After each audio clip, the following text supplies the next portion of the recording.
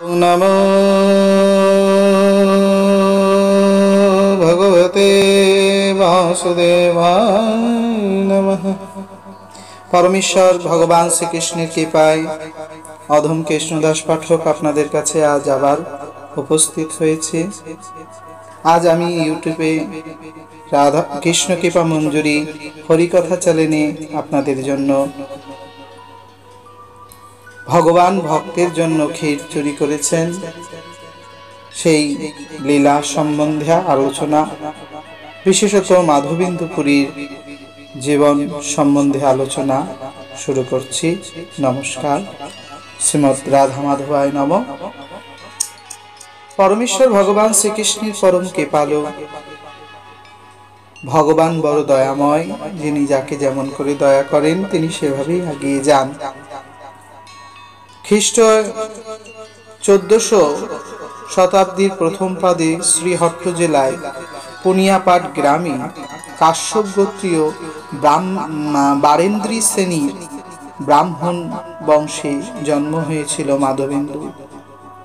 মাধবেন্দু প্রভু জন্মগতেই খুব সৌভাগ্যবান ছিলেন। তার জন্ম অনুসারে তিনি ধর্মপরায়ণ ছিলেন, পরম অনুরাগী ছিলেন। শুধু তাই নয়, তার জীবনে ছিল আনন্দ অনুভূতি, ঈশ্বর অনুভূতি এবং প্রেম ভক্তির অনুভূতি। সেই মাধবেন্দু পুরী প্রভুপাদ, যিনি আমাদের গৌরাঙ্গ মহাপ্রভু আদি পরিপার্শ্বদের জ্যেষ্ঠ এবং শ্রেষ্ঠ বলে বৈষ্ণবদের একটি সম্পদ স্বরূপ, সেই মাধবেন্দু পুরী প্রভুপাদ, যার নাম উচ্চারণ করতে গেলে হৃদয়ে ভাব এবং ভক্তি এসে বিরাজভূত হয়। শিলপাদ বাল্য বয়সেই খুব তাড়াতাড়ি সংস্কার উপনয়ন শিক্ষা গ্রহণ করেছিলেন। তার সাথে সাথে ব্যাকরণ শাস্ত্র, ধর্মশাস্ত্রে অগাধ পাণ্ডিত্য অর্জন করেছিলেন। পাণ্ডিত্য অর্জনের কারণে মা এবং বাবা বুঝতে পেরেছিলেন ছেলেটি বেদ বেদাঙ্গ অন্য শাস্ত্র ভক্তিপথে আগোয়ান হয়েছেন।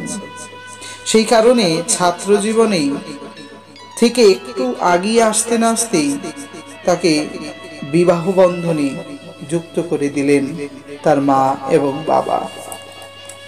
মা বাবা ঈশ্বর অনুরাগী ছেলেটিকে বুঝতে পারলেন কোনো রকম কারণে সে সংসার ত্যাগ করে দিতে পারে, তাই সংসারের একটা বন্ধনে তাকে বেঁধে রাখার চেষ্টাই তার জীবনে বড় একটা অঙ্গ হয়ে উঠল। এবং তিনি সেই মা বাবার আজ্ঞা পালন করার জন্য সেই কালীন সময় ভগবান গোবিন্দের কাছে অনুরোধ করলেন, হে প্রভু, হে দয়াময়, আমার বোধ হয় এ জন্মে আর সাধন হলো না। কারণ সংসার মায়ায় বদ্ধ হয়ে গেলে সাধন জীবনে একটা বিরাট বাধা উৎপন্ন হয়। আদতে সেই বাধা অতিক্রম করাটা মোটেই সাধাসাধি ব্যাপার নয়। শুধু একা সাধন জীবনে চলা এবং একজন সঙ্গিনীকে নিয়ে সাধন জীবনে চলা বিরাট বড় তফাৎ। সে তফাৎটা বুঝেই মাঝে মাঝেই অনুরাগের নয়ন জল প্রতিবাহিত করতেন। অশ্রুধারায় ভগবানকে তিনি জানাতেন তিনি কি আর তার হয়ে কোনোদিন সাক্ষাৎ দেবেন না, তিনি কি আর কোনোদিন তার সমীপে আসবেন না। এইরূপ আশাময় পরমেশ্বর ভগবান শ্রীকৃষ্ণ করুণাময়ের কাছে প্রার্থনা দিয়েছেন। তিনি কালপ্রসূত তার বিবাহ 2 বছর অতিক্রম হলো। অতিক্রম 2 বছর চলে যেতে না যেতেই তার বাড়িতে একটি সুসংবাদ নেমে আসলো। তার স্ত্রী গর্ভবতী এবং সন্তান সঞ্চার হয়েছিল। সে সময় তার সন্তান প্রসবের সময় এলো, কিন্তু ভগবান তার আনন্দের মধ্যে একটি নিরানন্দের চিঠিও পাঠালেন। সেখানে বিশেষত্ব হলো তার স্ত্রী সন্তান প্রসবকালে প্রসব যন্ত্রণায় মৃত্যু গ্রহণ করলেন। একদিকে তিনি মনে মনে প্রশস্ত প্রভু বোধ হয় তাকে ডাকছে, আর একদিকে ভাবছেন মাতৃহীনা এই সন্তানকে আমি কেমন করে লালন পালন করব। ইতিমধ্যেই মাতা পিতারও দেহান্ত হয়ে গিয়েছে। তাই আজ মাধব গোস্বামী পরিবারের একটিমাত্র সন্তান।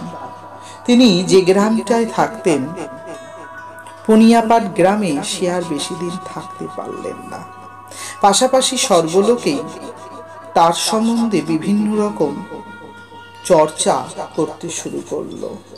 পরসমালোচনার একটা বিরাট বড় সমস্যা তাকে মনে হলো ভক্তিপথ এবং জীবনপথ দুটোতেই সমস্যা হবে। কেউ কারো মতন করে বানিয়ে বলতে শুরু করলো, যা হয় আর কি। তিনি তার পুত্রের নাম রেখেছিলেন বিষ্ণুদাস। বিষ্ণুদাসকে নিয়ে তিনি বেশ কিছুটি দূরে চলতে লাগলেন। চতুষ্পষ্টে চারিদিকে একটি নির্মল অবস্থা দর্শন করে তিনি বিষ্ণু গ্রাম এসে পৌঁছলেন এবং সেখানে তিনি একটি টোল খুললেন। সেই টোলে তার জীবনের সাধন শুরু হলো। সাধনে তিনি তার কাছে ডেকে আনলেন সব মহা তত্ত্ব পরায়ণ ভক্তদের। খ্যাতিনামা ব্যক্তির খ্যাতি আরো বাড়তে লাগলো। সে তার টোলেই পড়াশুনো শিখতে আসতেন মহামহাজনেরা, যদিও তখন তারা সাধারণ। এই সাধারণেরাই একসময় পরমেশ্বর মাধব গোস্বামীর কাছ থেকেই শিক্ষা গ্রহণ করতেন। পরম তথ্যে পরণত্ব, ঐশ্বর্য, মাধুর্য, শ্রী, জ্ঞান, বৈরাগ্য সম্বন্ধে জ্ঞান নিতেন। সেই মাধবেন্দু শ্রীপাদ ঈশ্বর অনন্ত তথ্য পরায়ণ। সেখানে পড়াশুনো শিখতে আসতেন আমাদের চৈতন্য মহাপ্রভুর দীক্ষাগুরু। ঈশ্বর উপাসনা করতে আসতেন মাধবেন্দুপুরীর আর একজন পরম শিষ্য, যার নাম কমলাক্ষ, এখন যার নাম অদ্বৈত আচার্য। অদ্বৈত আচার্যের পূর্বনির্মাণ অনুসারে কমলাক্ষ এবং তার পিতা তার পিতা জগন্নাথ মিশ্র ঈশ্বরপুরী, এরা সকলেই মাধবেন্দু গোস্বামীর কাছ থেকে অধ্যয়ন করতেন। কমলাক্ষের হাতেই তিনি তার পুত্র বিষ্ণুদাসকে দিয়ে যাবেন এটাই ভেবেছেন, কারণ তিনি একদিন দেখছেন তার আর সংসারে থাকা উচিত নয়।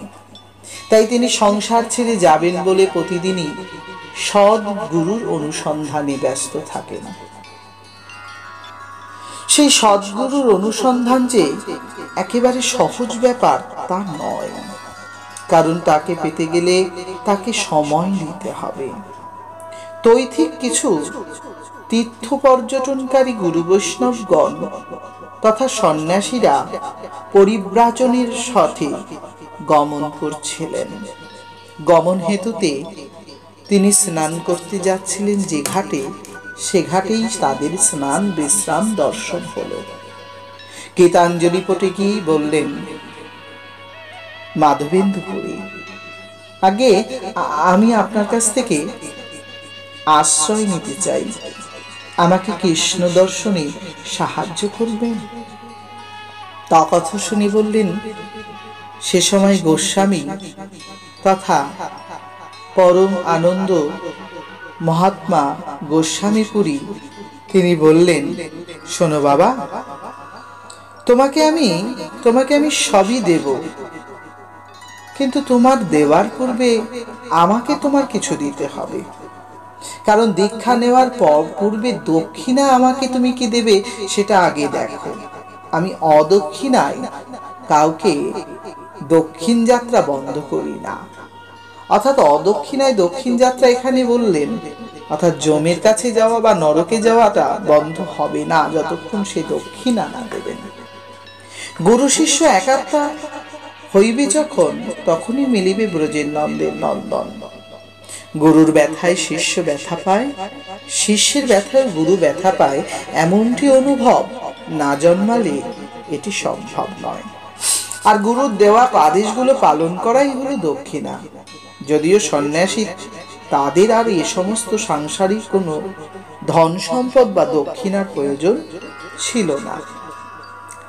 মাধবেন্দু স্বাভাবিক দৃষ্টিতে ভেবে বললেন, আমি একটি পাঠশালা তথা টোল চালাই, কিছু অর্থ আমার কাছে আছে, আমি সেটাই দেব। তিনি বললেন, বারে বা, আমি তোমায় পরমার্থ দেব, তুমি আমায় জগৎ অর্থ দেবে? তুমি পরমার্থ নিয়ে ড্যাং ড্যাং করে বৈকুণ্ঠ লোকে চলে যাবে, গোলক লোকে চলে যাবে, আর আমি জগদর্থ নিয়ে নরকগামী হব? এখানে বিষয় নামক বিষটিকে বেশ প্রখরভাবে ব্যাখ্যা করা হয়েছে। কথাটি শুনে বললেন, আগে গুরুদেব বুঝলেন না। বলে, আমার 16 আনাই পারমার্থিক দক্ষিণা চাই। তিনি বললেন, ওটি আবার কি জিনিস, কোথায় পাওয়া যাবে? তদুত্তরে শ্রী গুরুদেব বললেন, আমার কাছ থেকে পরমার্থ স্বরূপ দক্ষিণা তোমাকে দিতে হবে। আমাকে পরমার্থ স্বরূপ দক্ষিণা না দিলে আমি তোমাকে হরিনাম মন্ত্র তথা সন্ন্যাস ধর্ম দেব না। তিনি বললেন, গুরুদেব নিজ গুণে শিখিয়ে নিন অধমাকে। গোস্বামী পুরী প্রভুপাদ বললেন, তবে শোনো, ব্রতই হলো শিষ্যের দক্ষিণা। তুমি ব্রত দান করো, তবে তোমার মন মতন ব্রত আমি গ্রহণ করব বটে, কিন্তু ব্রত তো সবটা সমান্তরাল হয় না। যে যত কঠিন ব্রত আমায় দক্ষিণায় প্রতিদিন দান করে, সেই আমার উপযুক্ত শিষ্য হয়। কথাটি শুনে মাধবেন্দু পুরী মাধবেন্দু গোস্বামী এখন বর্তমানে তিনি কিন্তু খুব আনন্দ মুখর হয়ে উঠলেন। বাহ, এতদিনে উপযুক্ত একজন সেই জনকে পেলাম যিনি আমায় পারমার্থিক ধনে আনন্দ প্রদান করবে। বেশ বেশ গুরুদেব, আপনি বলুন কোন ব্রত সর্বশ্রেষ্ঠ? তিনি বললেন, ব্রত আছে 3, তাহার মধ্যে যিনি করেন তিনি হয় দীন। 3 ব্রতের নাম কি গুরুদেব? একটি ব্রতের নাম অযাচিত বৃত্তি, আরেকটি ব্রতের নাম অমিয়ন, আরেকটি ব্রতের নাম সপাক রন্ধনে সপাক ভোজন। ভগবানকে না দিয়ে এক বিন্দু না গ্রহণ। তিনি বললেন, গুরুদেব প্রথম ব্রতটির নাম শুনলাম অযাচিত, অথবা মানি আমি জানি না, দয়া করে আমাকে এটি বলুন। গুরুদেব বললেন, শোনো শোনো মাধবেন্দু, এই ব্রতটি হলো সাক্ষাৎ জীবনে ভিখারি হবে, কিন্তু কারো কাছ থেকে কিছু চেয়ে খেতে পারবে না, এটা সম্ভব নয় তোমার পক্ষে। আগে গুরুদেব পরের ব্রতটির নাম শুনলাম মৌন। হ্যাঁ, চিরকালে হরি কথা ছাড়া অন্য কোনো কথা বলা যাবে না। তৃতীয় ব্রতটির নাম শুনলাম গুরুদেব সপাক রন্ধন, অর্থাৎ এই ব্রতের অর্থ নিজের হাতে রন্ধন করে শ্রীহরি গোবিন্দকে সমর্পণ এবং তদন্তে সমগ্র বস্তু আহার করা, বিহারের মাধ্যমে ভগবানকে লাভ করার নামই সপাক ব্রত। তিনি বললেন, আমি ওই প্রথমটি করব, ভিখারি হব, কিন্তু কারো কাছে মেঘে খেতে হবে না। যদি জীব যিনি দিয়েছেন তিনি আহার দেবে এই বিশ্বাসটা না রাখি, তাহলে আমি চলবই বা কেমন করে? গুরুদেব বললেন, বাবা তথাস্তু। অস্তু শব্দে অর্থ দিয়ে পূর্ণ মন্ত্রে দিলেন তাকে দীক্ষা, তৎশিক্ষা এবং তদন্তে সন্ন্যাস। সন্ন্যাসটি দিলেন তিনি দক্ষিণার্থে গিয়ে। তিনি তাকে নিয়ে গেলেন দক্ষিণার্থে।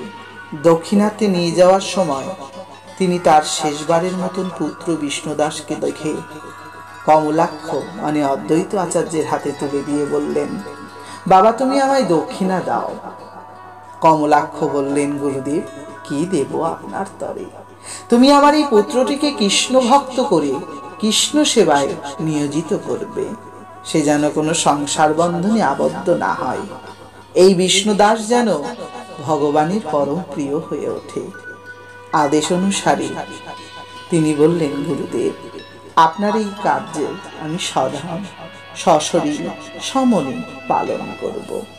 সধাম তথ্যে অর্থাৎ নিজস্ব গৃহে, সশরীর সত্ত্বে নিজের কায় মন বাক্যের দ্বারা এবং সতথ্যে অর্থাৎ গুরুদেবের আজ্ঞা অনুসারে এটি তিনি নিজেকে পালন করলেন। কথা সব শ্বাস করে দক্ষিণ ভারতবর্ষে দক্ষিণ দিকে দক্ষিণাত্যে গমন করলেন। পায়ে হেঁটে চলতে চলতে বহু বছর চলে গেল, বহুদিন চলে গেল।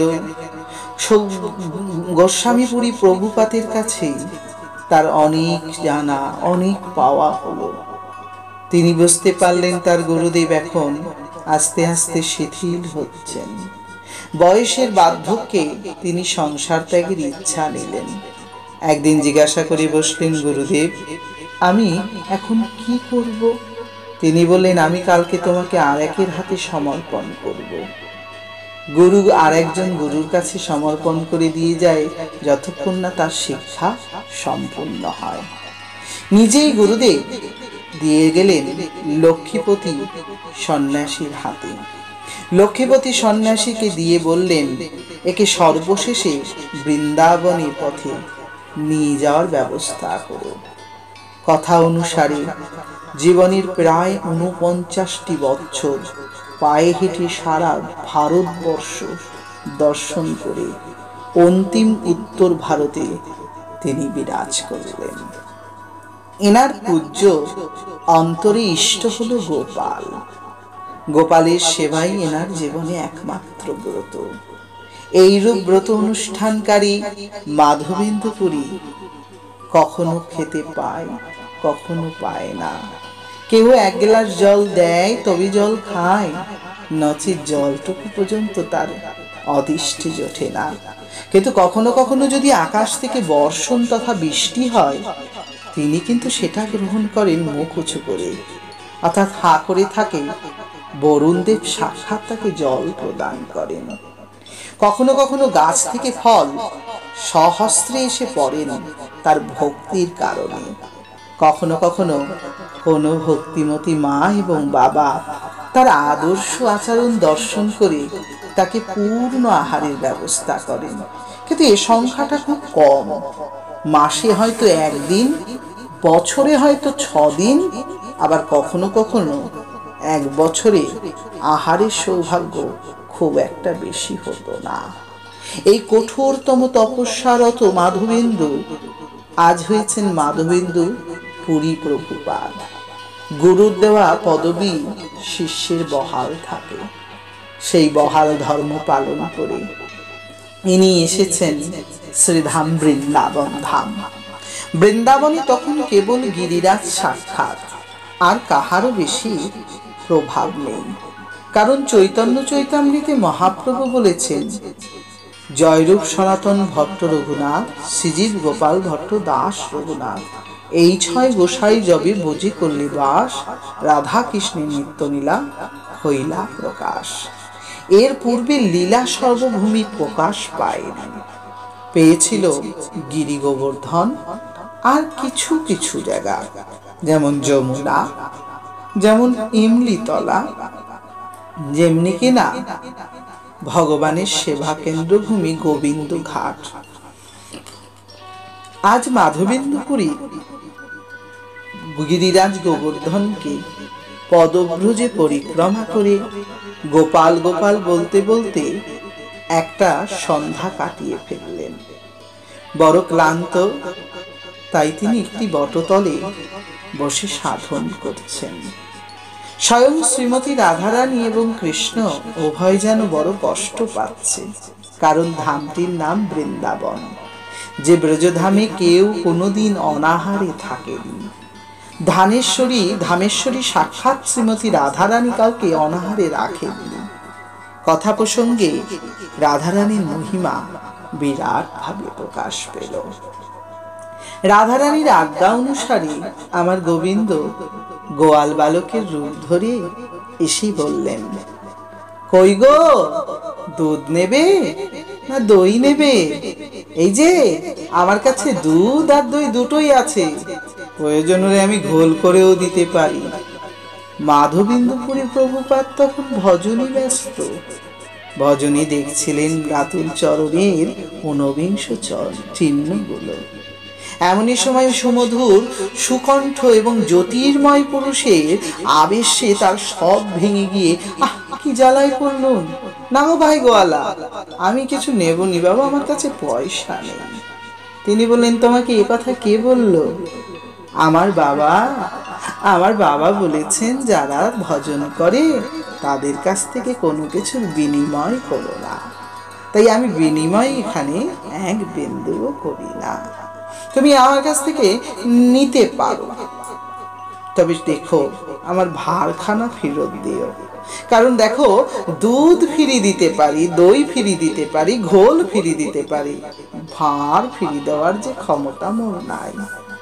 ভগবান এখানে একটি সংকেত বাণী দিয়ে গেলেন। অর্থাৎ ভগবান এখানে পরিষ্কার বললেন, আমি ভক্তের ভার বহন করি, তাই ভারটা তুমি নিজে বহন করো না। তোমার ভার আমায় দাও, আমি সেই ভারে আনন্দ পাব। যোগক্ষেম বহমহম এই শব্দটি এখানে প্রযোজ্য। যে অন্য অন্য চিন্তা পরিত্যাগ করে ভগবানের চিন্তায় ব্যস্ত হয়, ভগবান তার সব ভার বহন করে থাকেন। ভাবজ বসে চলবে কিসে, তুমি ভাববার কে? ভাববার যিনি ভাববেন তিনি, তুমি ভাবো তাকে। আজ ঠিক তাই হলো। ভার আমি পরে এসে নিয়ে যাব। মাধবেন্দু, তুমি ভজন করো, আমি সময় মতন আসবো। পরশ লাগলো ভগবানের। সাক্ষাৎ সচ্চিদানন্দ ভগবানের পরশে সারা দেহ রোম রোমাঞ্চ কম্পিত হতে লাগলো, যেন অঙ্গের রোমগুলো দাঁড়িয়ে পড়েছে। সর্ব অঙ্গ যেন একরকম অনুভূতিতে জিজ্ঞাসাই করতে চাইছিল, আহা রাখাল বালক, তোমার নাম কি? তোমাকে স্পর্শ করে আমার যেন কেন কেন এরকম একটা অনুভূতি হচ্ছে। কিন্তু দুঃখের বিষয়, এত ব্যস্ত সে রাখাল বালক ঝলকে হারিয়ে গেল। ভার কিন্তু দিও আমায় বলতে বলতে কোথায় চলে গেল। কিছুক্ষণ পর তিনি দুগ্ধ পান করলেন। ভার ভরা দুগ্ধ পান করে আনন্দে অনুভূত হয়ে, আশুদ্ধ সেবায় রত হয়ে শান্তির নিদ্রায় রত হলেন। সন্ধ্যা গেল, রাত্র প্রায় যায়। এমনই সময় আমার প্রভু ডেকে বসলেন, ওগো মাধবেন্দুপুরী, ও মাধবেন্দুপুরী। কে ডাকে আমায় এই নামে? এই নাম তো কেউ জানে না।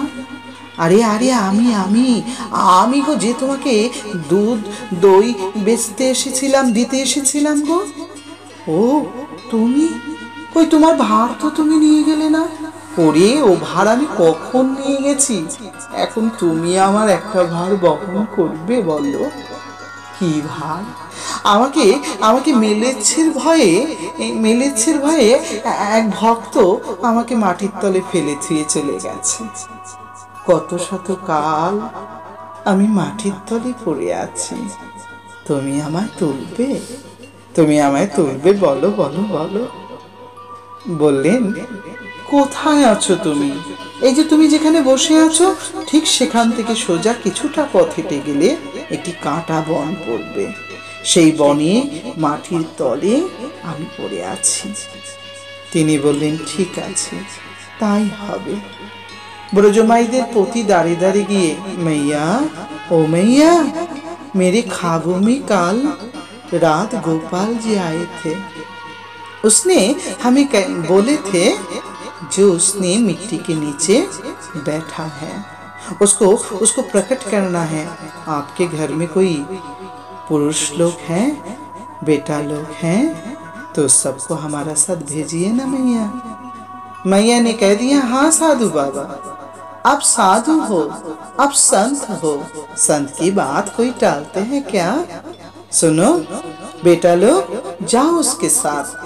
किसी ने हाथ में लिया लाठी और किसी ने लिया छोरी और किसी ने ले लिया कटारू और किसी ने सापल और विभिन्न अस्त्र शस्त्र, सब लेके सब में छूटने लगा। सही ना बेटा? ऐसे ही जाना चाहिए साधु के साथ। साधु की बात मानो तो भगवान भी खुशी हो जाती है। वृंदावन धाम में साधु ही तो भगवान की केवल आपन है। ये बात सुन के सबने उसके साथ साथ चले हैं। ভগবানের কৃপায় ব্রজমাইদের ঘর থেকে সবাইকে নিয়ে চলে এলেন তিনি। কারু হাতে শাপল, কারু হাতে কোদাল, কারু হাতে কুড়ুল, কারু হাতে কিনা দাও, আবার কারু হাতে ছোট ছোট কাছি নিয়েছেন তারা, কাটা বন সাবার করে শুদ্ধ চিত্তে ভগবানকে প্রকাশ করবেন বলে। কিন্তু দুঃখের বিষয়, ভগবান যে সবার সামনে সদয় হয় না। তিনি যার তার কাছেই প্রকট হয়। कोई कोई कहाँ है बाबा? साधु बाबा, आपने ना बोले थे गोपाल जी यहाँ है? कितनी दूर तक आपने ले आए हैं? आपके भजन करते करते दिमाग थोड़ा सटक गया है। हम समझते हैं आप थोड़ा बुजुर्ग हैं, इसलिए आपको कोई भूल हो चुकी है। हाँ बेटा, ऐसे ही कुछ हुआ है। लाला मेरे ख्वाबों में आया था, वो झूठा था, हमें तो मालूम नहीं। ठीक है बेटा लोग, तुमने हमारा लिए कितने परिश्रम किए हैं, इसलिए हम तुम लोग को एक साथ आशीर्वाद करते हैं। जब भी मेरे पास गोपाल आएगा ना, सबके पहले मैं आपको गोपाल दर्शन कराएगी। ये बात सुन के सब लोग चला गया। कोई कोई कहने लगा वो बुर्बक हो चुके हैं, कोई कहने लगा वो पागल हो चुके हैं, और कोई कहते हैं गंभीर साधु है। कभी कभी भगवान की याद में ऐसा काम कर सकता है। छोड़ो भाई, 2-1 महीना तो नहीं, केवल 1 दिन की बात।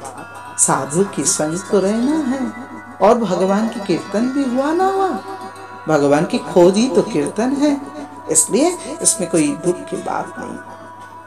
সবাই মোটামুটি এমনটি করতে করতে চলেই গেলেন। কিন্তু এমন অংশে মাধবেন্দু বললেন, গোপাল তুমি আমায় ঠকালে। যাক, আমার যেখানে রাত সেখানেই কার, আমি এই বনের মধ্যেই ঘুমিয়ে পড়ল বলেই শুয়ে পড়লেন তিনি। সেখান থেকে কিছুক্ষণ পরে গোপাল আবার ডাকলেন, ও মাধবেন্দুপুরী, এই যে গো, এই যে তুমি যে জায়গায় শুয়ে আছো, ঠিক তার নিচেই আমি আটকে আছি, আমাকে তোলো, আমার বড় কষ্ট হচ্ছে। কথাটি শুনেই মাধবেন্দু সাড়া দিলেন না। আরে কি গো, শুনছো না? আমি পারবো নি, একবার তুমি আমায় ঠকিয়েছ, আবার আমাকে রাত্রিবেলায় ঠকাবে, এটা আমি সইব নি গো। ঠিক আছে, আমি তাহলে উঠছি বলেই সাক্ষাৎ গোপাল মাটি থেকে যেমন গাছ আপনি উঠে আসে বীজ পড়া মাত্রই, তেমনি মাধবেন্দুর ভক্তি বীজে মুহূর্তের মধ্যে গোপাল প্রকট হলেন। সুন্দর নান্নাসা মুন্নাসা গোপাল প্রকট হয়ে দেখা দিলেন উজ্জ্বল দর্শন। জ্যোতির্ময় দর্শনী গদগদ হয়ে মাধবেন্দুপুরী গোপাল মাথায় করে নিয়ে নাচতে নাচতে চললেন।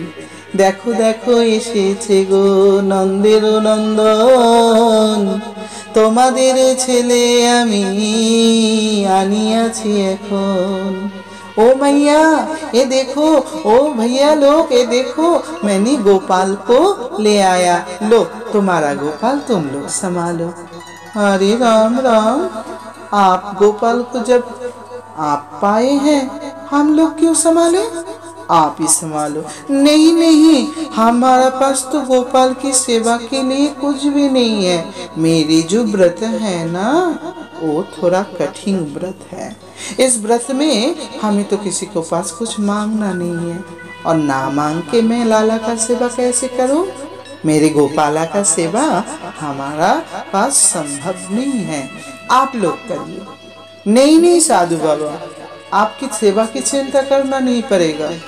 आप यहाँ पे छोटे मंदिर हम लोग बना देते हैं, यहाँ पे आप गोपाल जी को रखो, और सुबह हम लोग चावल दावल तेल नून सब्जी जो जो चीज संसार के लिए लेते हैं, 300 चीज हम गोपाल के लिए आपके पास भेज देंगे।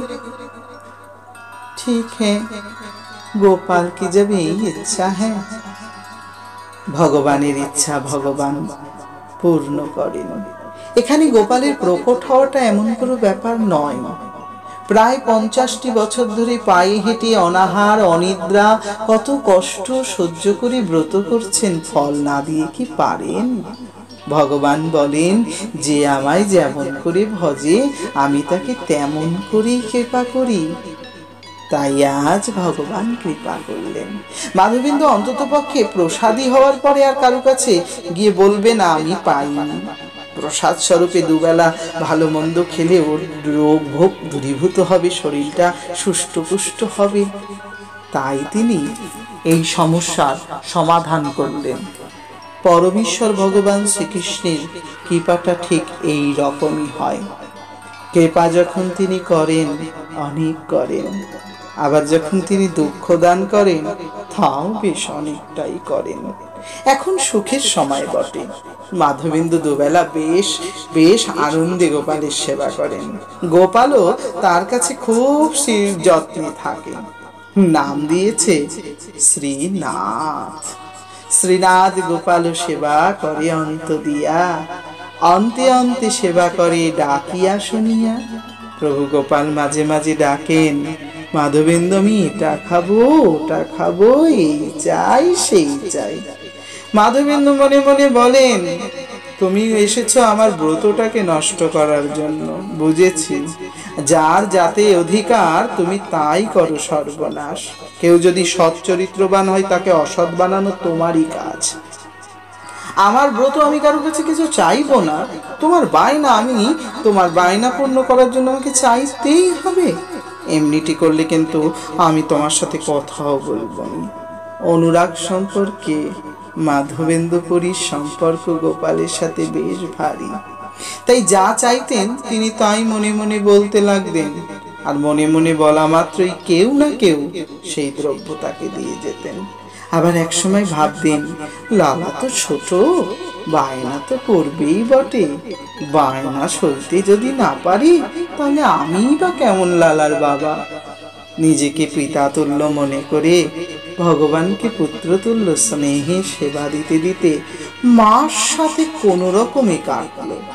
ভগবান বুঝলেন দেহে ভালোই শক্তি হয়েছে, এবার দেখাও আবার ভক্তি। ভগবান বললেন, মাধবেন্দু, ও মাধবেন্দু, বড় গরম লাগছে, সারা শরীর জ্বলে যাচ্ছে, যদিও সে সময় সবেমাত্র গরম পড়েছে। মাধবেন্দুপুরী বললেন, কি করব আমি? ওগো ওগো, আমার ভীষণ পিঠ জ্বলে যাচ্ছে। কতকাল মাটির তলে ছিলেন, মাটিতে নোনা লবণে আমার পিঠ পুড়ে গেছে। তাকিয়ে দেখো। তড়িঘড়ি উঠেই ভগবানের পিঠের বস্ত্রটি সরিয়ে দেখলেন, সত্যি সারা গা প্রায় ফেটে চৌচির হয়েছে। ও মা, সত্যি তো দেখছি তোমার সর্বাঙ্গ প্রায় চর্চিত হয়েছে যাতনায়। ভগবান গোপাল বলে উঠলেন, একটু ঠান্ডা করে দাও না। আচ্ছা দাঁড়াও, আমি ফু দিয়ে দিচ্ছি, আমি ঠান্ডা জল দিয়ে দেই, আমি এইটা ওটা দেই। কোনোটাতেই কোনো কাজ যখন হলো না, ভগবানও বলতে লজ্জা পেয়ে বলেই বসলেন, মাধবেন্দু, আমায় একটু চন্দন, মলায়াতু চন্দন এনে দেবে? সে আর কি ব্যাপার, এই তো ভক্তরা কত চন্দন কাঠ দিয়েছে, দাঁড়াও আমি ঘষে এখনই তোমায় দিচ্ছি। এটা নয় গো, ওটা হলো শ্রীক্ষেত্রের শ্রী সম্পদ, যার মধ্যে গন্ধ নেই, কেবল শীতলতা এবং শান্তি আছে। ওর সাথে একটু কর্পূর মিলিয়ে দিলে শরীরে একটু জ্বালা পোড়া থাকে না। সর্বরোগের পথ্য স্বরূপ ওই মলায়াদু চন্দন দেবেনি। ওটা আবার কোন জায়গায় গো? বলি কেন, নীলাচল পরিধান।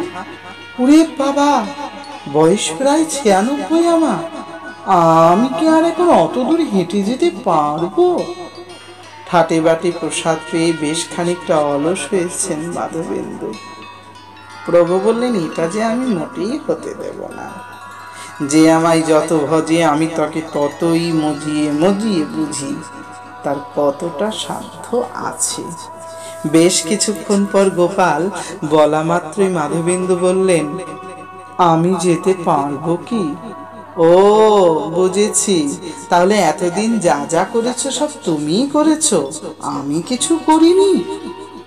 গোপালের কথাটা শুনে মাথা নত করে নয়নে অঝরে জল পড়ল। ঠিকই তো, আমার কতটুকু সাধ্য, আমি কি বা করতে পারি, আমি কতটা করতে পারি? না না না না না, আমি আমি আমি ভুল বলেছি। ঠিকই তো প্রভু, তুমিই করেছো। তাই শোনো, আমার ভুল হয়ে গেছে, আমি যাব, তুমি আমায় শক্তি দিও, ফিরে এসে যেন আমি তোমার মুখখানা দেখতে পারি, তোমার রাঙা চরণ যেন আমি আমি রাস্তায় যদি কোথাও প্রাণ হারিয়ে ফেলি যেন তোমাকে দেখতে পারি। তুমি কথা দাও, যেতে গিয়ে যদি কোনো পশু আমায় খেয়ে ফেলে যেন তুমি আমায় দর্শন দিও সে সময়। তাই হবে, তুমি এবার যাও মাধবেন্দুপুরী। সকাল সকাল সকলকে বলে গেলেন, আমার গোপালকে তোমরা একটু देखो।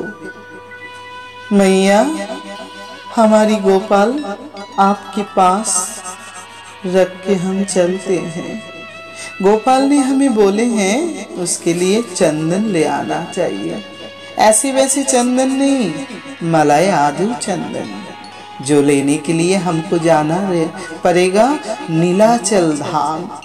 पूरी वहाँ जाने के लिए हमको बहुत दूर जाना पड़ेगा, जैसे कोई 1,500 किलोमीटर रास्ता हमको पैदल चलना पड़ेगा।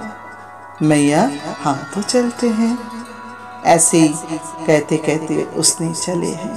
चोखे दूर होने बय बाई। ভগবানের সেবাবন্ত হয়ে যাওয়া যে কতটা কষ্টের, কতটা কষ্টের প্রভুর দর্শন বিহনে থাকা।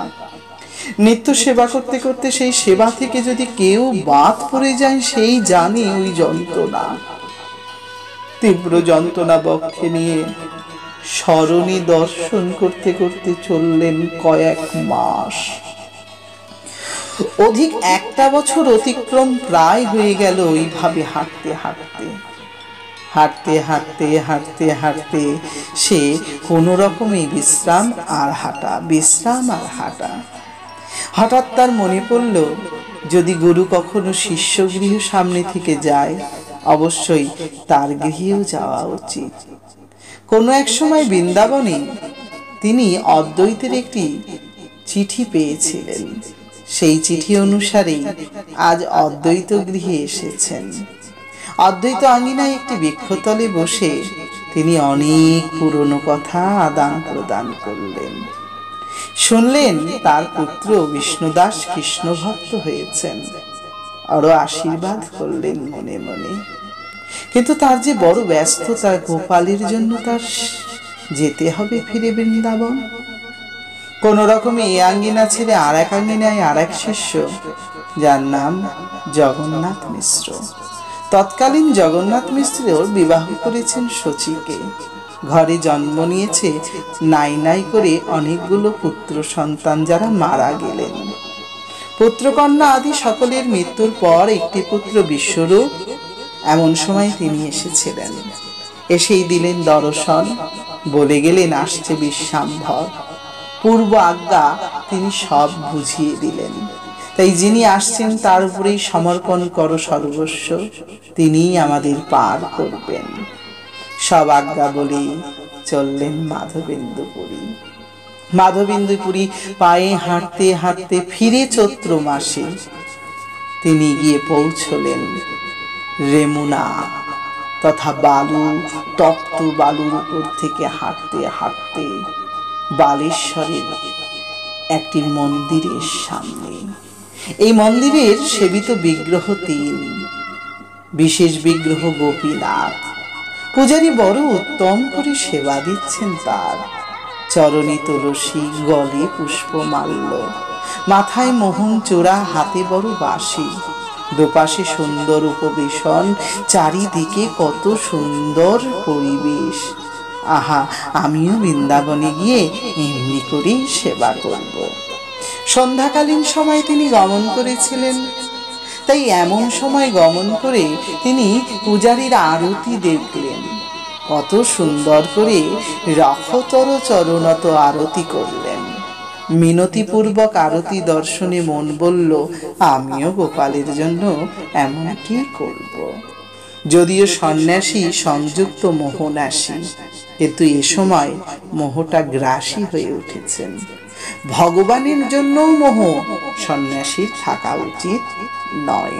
তাই দেখবেন অধিক সাধু যারা প্রকৃতির হয়, তারা বিগ্রহ সেবাই বলুন, মানব সেবাই বলুন, বা জগৎকে প্রসন্তুষ্টি বলুন, কোনোটাতেই তাদের খুব একটা মোহ নেই। এলেও ভালো, না এলেও ভালো, গেলেও ভালো, না গেলেও ভালো, তারা যা হয় তাতেই খুশি। যেন খানিকটা লোকে বলে পাগল নাকি। ভক্তের লক্ষণ খানিকটা এমনই হয়। তাই আমার মাধবেন্দ্র পরি দেখলেন সেবা বিগ্রহের খুব ভালোই হচ্ছে, আমিও করব। ক্ষণিকে এভাব, ক্ষণিকে ওভাব, লাস্টে হয় অভাব। অভাব যেই বুঝতে পারলেন, তার আগে এসে বসতেন পূজারী ঠাকুর, একজন মাত্র ভক্ত। আর ভক্ত তো সাধারণ কেউ নয় গো, সাক্ষাৎ গোপাল যার হাতে প্রকট হয়েছেন। প্রকটধারী ভক্তের সামনে পূজারী মহোদয় আরতিটি নিয়ে এসেই বললেন, একটু আত্মি নিন। পূজারী, একটি কথা বলবো। এই তোমাদের ঠাকুরকে, এই যে তোমাদের এই ঠাকুরের নাম কি গো? আগে গোপীনাথ। এই তোমাদের ঠাকুরকে কি খেতে দাও? বলে, শোনেন, আমাদের ঠাকুরের দিনে প্রায় 8 বার ভোগ হয়। 8 বারের মধ্যে বিশেষ ভোগ রাত 12টার সময় হয়। সেই ভোগের নাম কি জানেন? কি নাম? কি নাম? বলো বলো বলো আমায়, আমার বড় উৎকণ্ঠা হচ্ছে। পূজারী ঠাকুর বললেন, সে ভোগের নাম কেলি ভোগ। ভগবান রাসস্থলী থেকে রাস করে ক্লান্ত হয়ে যখন এখানে আসেন, তখন ওই কেলি ভোগ খায়। ভগবান দ্বাদশ সখা সহিত এখানে আসেন, এই কোথাও আছেন। তাই দ্বাদশটা মাটির ভারে কেলি মানে ক্ষীর ভোগ হয়। নিজের হাতে গব্য দুগ্ধ দিয়ে ক্ষীর তৈরি করা হয়। সেই ক্ষীর পরবর্তীকালে দ্বাদশ ভাণ্ডে এবং 12টি স্বর্ণ গেলাসে জল দিয়ে নিবেদন করে শেষ পুজো দিয়ে আমরা এই মন্দির ছেড়ে যাই। সেই প্রসাদ বড্ড অমৃত তুল্য। পূজারী মনে মনে বললেন, একটু যদি কেলি জীবের কোনায় লাগিয়ে দেখতেন, স্বাদ বুঝলেই আমি নিজের হাতে করে আমার আমার শ্রীনাথকেও দিতেন। শ্রীনাথ মানে ওই গোপালের কথাই বললেন। এই শ্রীনাথ এখনো নাথদ্বারায় আছে। যারা নাথদ্বারা গিয়েছেন, তারা মাধবেন্দুর প্রকটিত বিগ্রহ গোপাল শ্রীনাথের দর্শন সৌভাগ্যলব্ধ হয়েছেন। আমার গোপাল সেবাই মনোবিত হয়ে ভাবনা ভাবতে না ভাবতে গুরুর আজ্ঞা মনে পড়ে গেল। গুরুনা বলেছিলেন, অযাচিত ব্রতটা যেন নষ্ট না হয়ে যায়। একদিন ব্রত নষ্ট হওয়া মানে একদিন গুরুদেবের দক্ষিণা দেওয়া নষ্ট। গুরুদেবের কাছ থেকে লক্ষ্যভ্রষ্ট হয়ে যাব আমি। না না না না, আমার এটা উচিত হয়নি। তাই খোলা হাট, খোলা মাঠ, ভাঙা হাটের গাছের তলে, মরা গাছের তলে বসে পড়লেন মাধবেন্দু। খোলা হাট, অপূর্ব মরা গাছের তলে বসে ভজনে আবার ক্ষমা চাইতে শুরু করলেন। নাথ, দেখা দাও, দাও দেখা বলে ডাকতে শুরু করলেন। ওদিকে পূজারী দ্বাদশ ভাণ্ডের ক্ষীর প্রসাদ সবাইকে বিলিয়ে পূজার সমগ্র সম্পূর্ণ করে তালা দিয়ে বাড়িতে গিয়ে শয়নে গেলেন। কিন্তু ঘটনা ঘটল সেই সময়। কি হলো জানো? ভক্ত পরিমণ্ডলীরা যারা শুনছেন অবাক হয়ে যাবে, শিউরে উঠবে গা। আমার ভগবান নাকি মাখন চুরি করে, এটা আমরা সকলেই জানি। কিন্তু এখানে একটা ঘটনা ঘটেই গেল। তাই আমার গোপীনাথ দেখছেন, পূজারি, পূজারি, ও পূজারি। পূজারি চমকে গিয়ে বলছে, কে ডাকছো গো আমায়? আরে আমি গোপীনাথ তোমাদের সেবিত বিগ্রহ বলছি। আগে আগে প্রভু তুমি? হ্যাঁ পূজারি। কই আমার সেবা দিয়ে এসে শুয়ে পড়লে? ওদিকে যে আমার এক ভক্ত মনে মনে বাঞ্ছা করলো, তার কথা কিছু ভেবেছ কি? আগে কার কথা বলছো প্রভু? কেন সন্ধ্যাকালে আরতির সময় একজন এসে কত সুন্দর মিনতি করে তোমার সাথে বার্তালাপ করলো। হ্যাঁ করলো বটে, তবে আমি কি করব? আমি তো জানি নে প্রভু। বলে শোনো, তুমি না করলেও আমি করেছি। তুমি 12টা ভারে ভোগ দিয়েছিলে, তার একটা ভারের ভোগ আমি আমার বাম অঞ্চলের তলে লুকিয়ে রেখেছি। পূজারি বলে অসম্ভব, আমি 12টাই বিলি করে দিলেন। বলে তুমি বিলোতে বিলোতে যখন একটু মন ছাড়া হয়েছ, আমি একটা তখনই ঝপ করে চুরি করে রেখেছি। যদিও চুরি করাই আমি মাস্টার, তা তুমি কিন্তু ভুলে যেও না। বাল্যকালে আমি অনেক চুরি করেছি। শীঘ্রই যাও, তাকে গিয়ে ক্ষীর দিয়ে এসো। পূজারি বলে আমি তাকে কোথায় খুঁজে পাবো? তার নাম কি? তোর কোথায় বাস? বলে কেন? ওই ভাঙা হাট, খোলা মাঠ, মরা গাছের তলে বসে আছে মাধবেন্দু হরি হরি বলে। আচ্ছা, তার নাম মাধবেন্দু? বলে হ্যাঁ মাধবেন্দু। আজ্ঞা দিয়ে আজ্ঞাবাহক প্রভু চলে গেলেন। দরজা খুলে বিশ্বাস হয় কি হয় না, তড়িঘড়ি রাজমন্দিরের দরজা খুলে বিশ্বাস কার্যটিকে পূর্ণ করলেন। দেখলেন জল জল করছে ক্ষীরের ভাণ্ড প্রভুর বাম অঞ্চল তলে। ধন্য ধন্য তুমি হে গো মাধবেন্দু, জয় জয় মাধবেন্দু মাধবেন্দু পুরী। আরে তোমার জন্য গোপীনাথ ক্ষীর করলো চুরি, গো ক্ষীর করলো চুরি। কোথায় আছো মাধবেন্দু পুরী? তোমার জন্য গোপীনাথ ক্ষীর করেছে চুরি। আহা তোমার জন্য গোপীনাথ ক্ষীর করেছে চুরি। জয় জয় মাধবেন্দু মাধবেন্দু পুরী, তোমার জন্য গোপীনাথ ক্ষীর করেছে চুরি। এমনটি করেই কীর্তন গাইতে গাইতে চলেছেন। পূজারি বড় আনন্দিত, জীবনে যার কথা শ্রবণ করতে পারিনি, তার শ্রবণ হলো ওই বৈষ্ণব ভক্তের জন্য। তাড়াতাড়ি করে মাধবেন্দু মাধবেন্দু ধ্বনি করে চলছেন। অন্ধকারে হঠাৎ কানে ভেসে আসছে বাতাস বার্গে কে যেন আমার নামটি ধরে গাইছে, তবে বোধহয় মাধবের নাম। খানিক দূরেই কাছে আসা মাত্রই গলাটা যে আমার নামই বারবার চিৎকার করছে। আগে কে গো তুমি? আমায় এমন করে ডাকছো? ভক্তের দেহের জ্যোতি, ভগবানের দেওয়া প্রীতি, দুই মিলে আলো হলো। সেই আলোয় দুয়ের মুখ দেখে ভারখানা ধরো বলেই বলল, তোমার চরণখানা আমায় ছুতে দাও। মাধবেন্দু চরণে পড়ে বেশ নমস্কার দিয়েই বললেন, আশীর্বাদ করো। আরে বাবা, কি হয়েছে? আমায় এমন করে ছুঁইছো পুইছো পুজোচ্ছ, ব্যাপারটা কি গো? ওরে তুমি ধন্য ভক্ত, ভগবান নিজ লাগি নবনী করে চুরি, আজ তোমার জন্য ক্ষীর করলো চুরি। এই প্রভুর চরণ ছেড়ে যাও কোথায় হায়? চলো ফিরে আমাদের মন্দিরে, থাকো চিরথায়। না গো না, এ কথা কাউকে বলো না। আমি কিন্তু থাকতে পারবো না, কারণ আমার শ্রীনাথ বসে আছে বৃন্দাবনে। ওর পিঠে বড় জ্বালা, চন্দন দিতে হবে।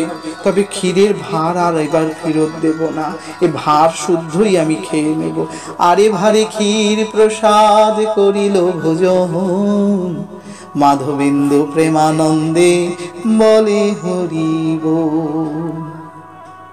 তখন মাধবেন্দু পুরী উড়িষ্যা রাজার কাছে পৌঁছে গেলেন। পাছে 10 জেনে যায় তার জন্য ভগবান চুরি করেছেন, তার যশ প্রতিষ্ঠা হবে। প্রতিষ্ঠা যশেই তো সর্বনাশ নেমে আসে। তাই তিনি সেগুলোকে এড়িয়েই চললেন ভগবানের আজ্ঞাবাহক পালন করতে। আজ্ঞাবাহকের বৃত্তি পালন করতে চললেন তিনি।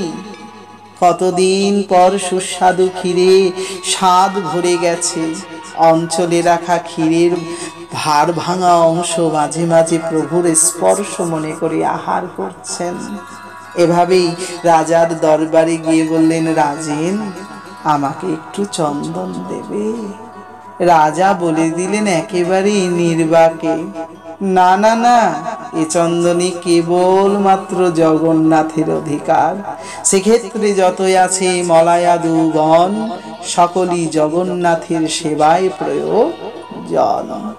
শুনিয়া রাজেনের কথায় মাধবেন্দু বললেন, তবে যাই, যার চন্দন তার কাছেই চাই।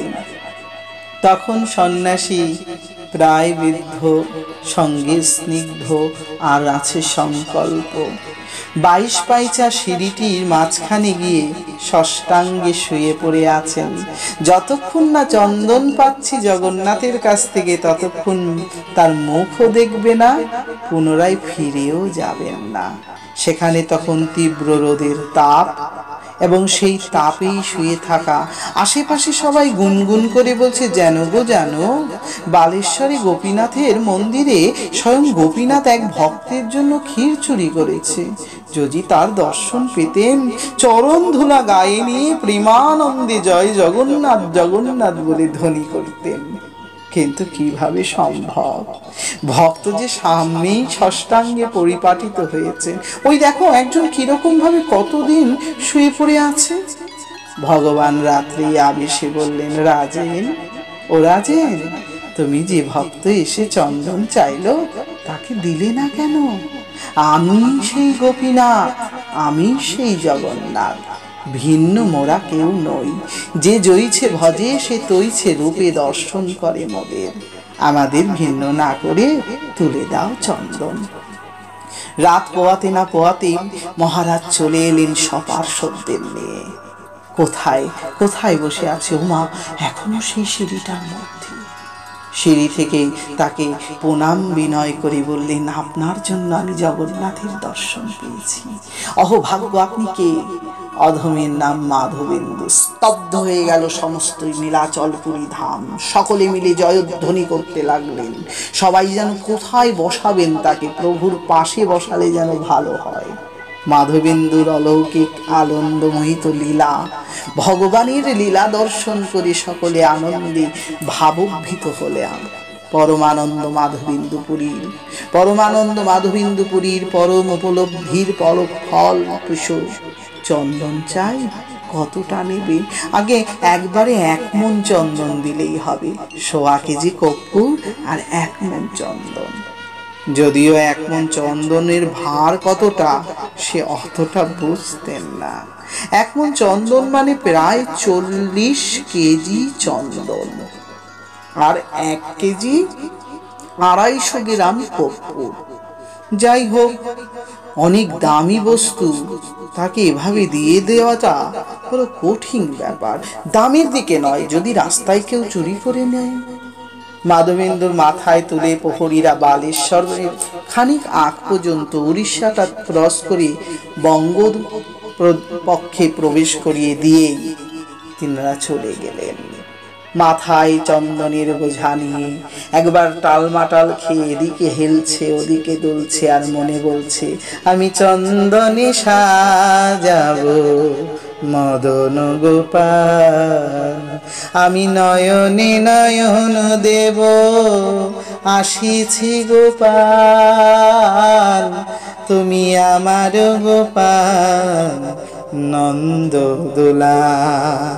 সাধন ভজনের কৃতধ্ব কীর্তনে মগ্ন হয়ে ছুটলেন প্রিয় ভক্ত মাধবেন্দুপুরী।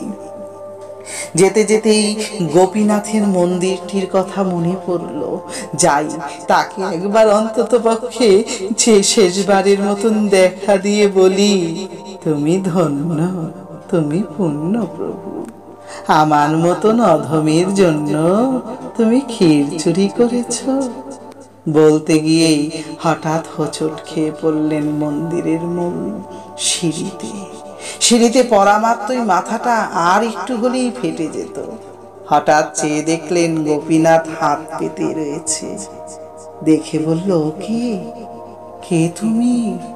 এতদিন শুনেছি, দেখিনি, কে তুমি? আমি তোমার গোপাল, আমি তোমার শ্রীনাথ, আমি গোপীনাথ। তোমার দেওয়া নামে আমি হলাম ক্ষীর চোরা গোপীনাথ। আর তোমাকে অত দূর বৃন্দাবন যেতে হবে না। এই শুভ অক্ষয় তৃতীয়া দিন থেকে সারা ভারত তথা বিশ্বে চন্দন যারা যেখানে বসে লিপে দেবে, সব আমাতেই সম্পূর্ণ হবে। তাই অক্ষয় তৃতীয়া থেকে 20 দিন পর্যন্ত চন্দন যাত্রা মহোৎসব চালু হলো। সে সময় রীতি অনুসারে সেই চন্দন দিয়েই সেবা করলেন মাধবেন্দু পুরী। গোপীনাথের প্রেমার্ধ লীলা সাধনে, সকল ভক্তের মনোবাঞ্ছা পূরণে, গৌর ভক্তবৃন্দের আশা আকাঙ্ক্ষা সম্পূর্ণ কারণে আমার প্রভু গোপীনাথ বললেন, আমায় ছেড়ে যেও না তুমি। মাধবেন্দু বললেন, যাব কি আর তোমায় ছেড়ে, ধরেছ মোরে হরি। ব্যথা যেন লাগে না কপালে, হাত পেরেছ তরা করি। তুমি আমার, আমি তোমার, বই তো কেহ নাই। কথা দিলাম শেষের দিনেও তোমার চরণে দিও ঠাই, ঠাই, ঠাই। এমনটি করেই প্রভু চরণে মিনতি করলেন পরম মাধবেন্দু পুরী। এবং অন্তিম কাল পর্যন্ত প্রভু মাধবেন্দু পুরী সেই অপূর্ব বালেশ্বর ক্ষীরচোরা গোপীনাথ মন্দিরেই তিনি বিরাজ করলেন। আজ আপনাদের শ্রীকর্ণমূলে আমি পৌঁছে দিলাম এই অধর পরম ভক্ত তথা ভগবান, ভক্তের ভগবান, ভক্তের প্রিয় ভগবান, তিনি যে সর্বসময় আমাদের জন্য ব্যাকুল। একবার হৃদয় দিয়ে ডাকলে তিনি যে আমাদের সব পূর্ণ করেন। সেই পুণ্যকারী হরির শ্রীচরণে শরণ রেখে আপনাদের সকলকে আমি আমার সশ্রদ্ধ প্রণাম, গুরুবর্গের চরণে প্রণাম রেখে বৈষ্ণব ভক্তদের কাছে আশীর্বাদ মাথা পেতে নিয়ে আমি আজ হরিকথার বিশ্রাম বন্দনা করলাম। যদি দাসের কোনো জায়গায় কোথাও কোনো ভ্রান্তি ভুল যেমনই হয়, দোষ না নিয়ে আমাকে আশীষ করুন এবং আমাকে দেখিয়ে দিন সৎ পথ। আপনারা আমাকে কমেন্ট বক্সে কমেন্ট করতে পারেন। কোনো রকম ভুল ভ্রান্তি হলে আমাকে বুঝিয়ে দিতে পারেন।